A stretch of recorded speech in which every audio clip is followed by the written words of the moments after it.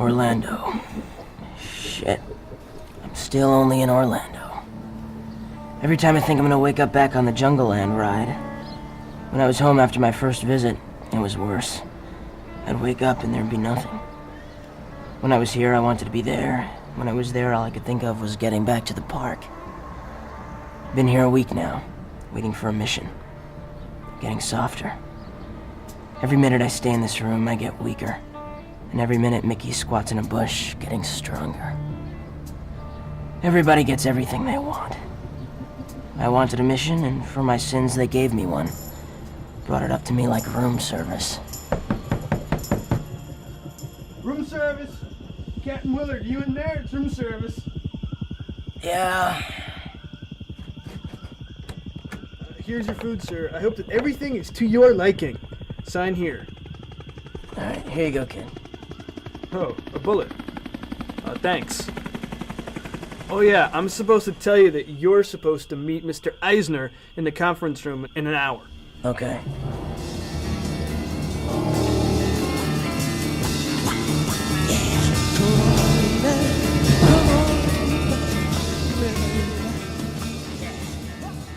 An hour later, after I ate my breakfast, an omelet, French toast, side of sausage, 2 eggs over easy, coffee, half a grapefruit, bacon, toast, and 4 glasses of milk, I was on my way downstairs to get my mission. It was a real choice mission, and when it was over, I'd never want another. I was going to what was once the greatest place in the world. I didn't even know it yet. Captain Willard reporting, sir. Good, come in. Stand at ease, Captain. I'm Michael Eisner. You've heard of Mickey Mouse? Yes, sir. I've seen Fantasia. Listen, I have a tape to play for you. October 9046, Victor King. This was monitored from inside the Magic Kingdom. A snail! Crawling on the edge of a street razor! That's my dream! That's my nightmare! Crawling! Slithering on the edge of a street razor! And surviving! Ha! Wonders! That's it.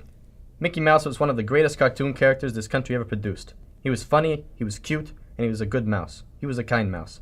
The problem began when we stopped focusing on him. We made The Little Mermaid. Beauty and the Beast got nominated for Best Picture. Soon his methods became unsound. He became unsound. Mickey Mouse has gone insane. He's taken over part of Disney World, and the rest has fallen into mad anarchy. He has a group of men, acting as an army, who worship him like a god, follow his every order, no matter how ridiculous. There must be a temptation, even for a mouse, to be God. We have to put a stop to this. Millions of people were influenced by the Mickey Mouse Club in their youths. This could get totally out of hand. Your mission is to proceed into the park on the monorail. Pick up the mouse's position, follow it, learn what you can along the way. When you get to the mouse, infiltrate his club by whatever means available and pardon me. Terminate the mouse's command. Excuse me. Terminate? He's out there pardon me. No problem. Oh, there we go. There we go. Right, okay, it's okay. There we go. Pardon me. He's out there operating without any decent restraint, totally beyond the pale of any mouse-like conduct. He's commanding an army. Terminate with extreme prejudice. Anyway, we're thinking of starting again and redoing the whole theme of the park around the Camel Cigarette's cool camel character. Oh, really? That'd be great. You understand, Captain, that this mission does not exist, nor will it ever exist. Yes, sir. Okay, Willard, you've got your orders. Now what are you going to do? I'm going to Disney World.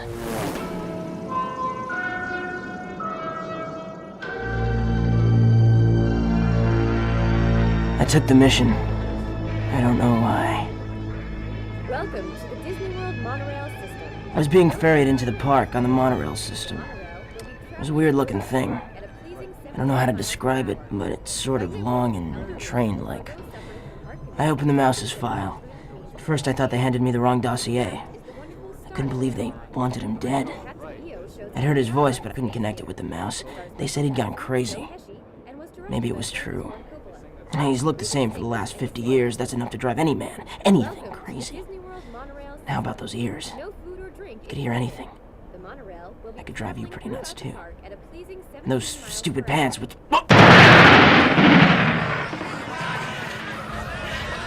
A full-scale battle seemed to come out of nowhere, almost rocking the monorail off its track. I recognized one side as the air cavalry. They were on our side. I had the tour guide stop so I could check it out. Soldier, where's your commanding officer? Over there, sir! Sir, you should pull out. This is Mickey's beach. What did he say?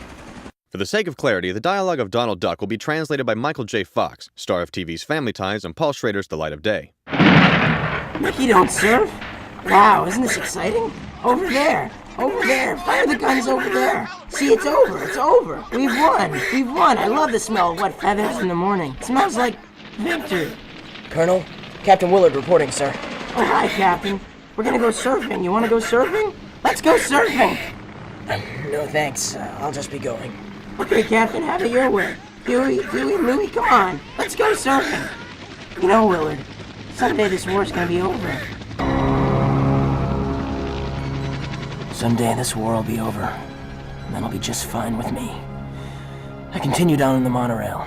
The damp, wet heat of Orlando is like a jungle. I kept reading the mouse's file. It started to lose it in late summer. The visitors stopped coming to the park.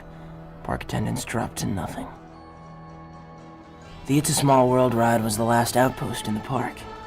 Beyond it lied only Mickey. We kept trudging forward. For a few hours I thought of the questions weighing on the mouse's mind. And the obvious. When should he thaw Walt out? Then suddenly I saw something in the distance. The mouse's kingdom. Mickey's domain.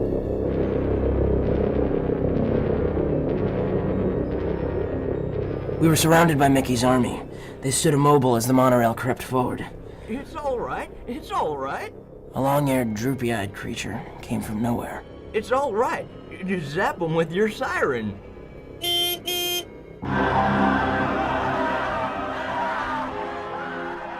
The army dispersed like fleeing pigeons. Hi, I'm an American civilian. It's all right. Dead bodies were everywhere. Hanging from trees, lying on the ground, floating in pools of water. Watching newsies, those were apparently suicides. Dead dwarves to my right and left. The Little Mermaid's head a few yards in front of me. These are his men. They think you're here to take him away. Oh, I hope that isn't true. Who? Take who away? Well, him, Mickey. These are all his fans, his children. I want to talk to him. You don't talk to him, man. You listen to him. Oh, wait, don't go without me. I want pictures. You know, he's a great man. He tried to kill me yesterday, but, well, that's okay. Gosh, you're here to straighten everything out, aren't you? What do you mean? What are they gonna say when he's gone? 'Cause when he dies, he was a kind mouse? He was a good mouse? He was a mouse with plans? I'm gonna be the one to straighten it out? Wrong! Look at me, I'm Goofy! You! Everything I saw told me that Mickey had gone insane. The closer I got to his castle, the more sick I felt. They told me that his methods were unsound, but I didn't see any method. Who's the leader of the gang that's made for you and me? M-I-C-K-E-Y-M-O-U-S-E, Mickey Mouse, Mickey Mouse. Then there he was in front of me, sitting in the dark. Back on the monorail, I thought that the minute I looked at him, I'd know what to do. But I had no idea. I stayed with the mouse for a week and listened to him. I tried to understand who he was and what he wanted. I wasn't under guard, was free to walk around. He knew more about what I was going to do than I did. He's really out there, man. Gosh.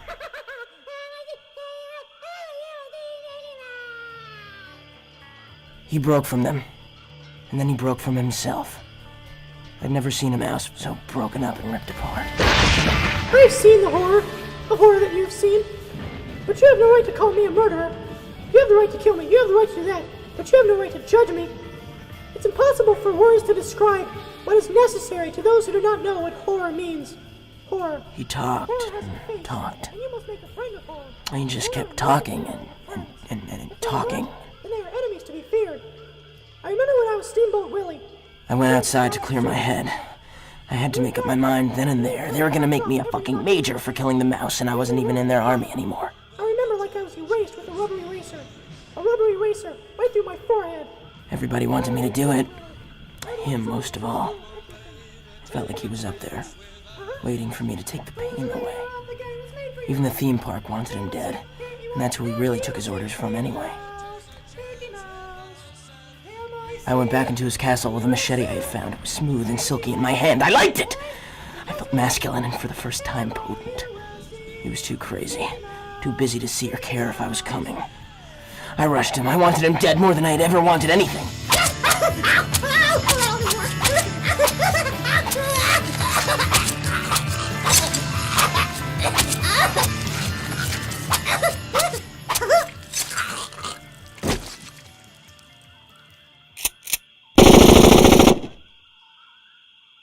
Gosh, you just killed Mickey Mouse. What are you gonna do now? Shut up.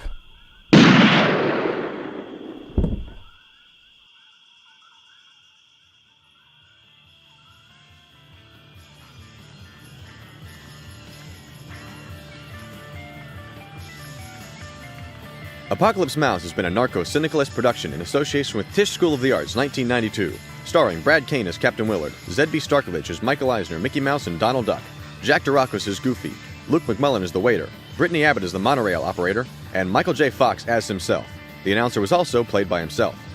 Apocalypse Mouse was directed, edited, and engineered by Zed-B Starkovich, written by Luke McMullen and Zed-B Starkovich, and produced by Brittany Abbott. Special thanks to Barbara Malmet, Francis Ford Coppola, Martin Sheen, Charlie Potter, David Rapkin, Merlin Studios, Unfrozen Walt, Toshiro Mifune, Mortimer Ratt, Steamboat Willie, Wendy Carlos, Orson Welles, Monty Python, Mark Goodson, Bill Todman, William Shakespeare, William Lutz, George Carlin, George Jetson, George Orwell, Graham Hancock, Spinal Tap, Jake and Elwood Blues, Cheech and Chong, Your Mother, My Mother, and Alva Boyle. Shut up.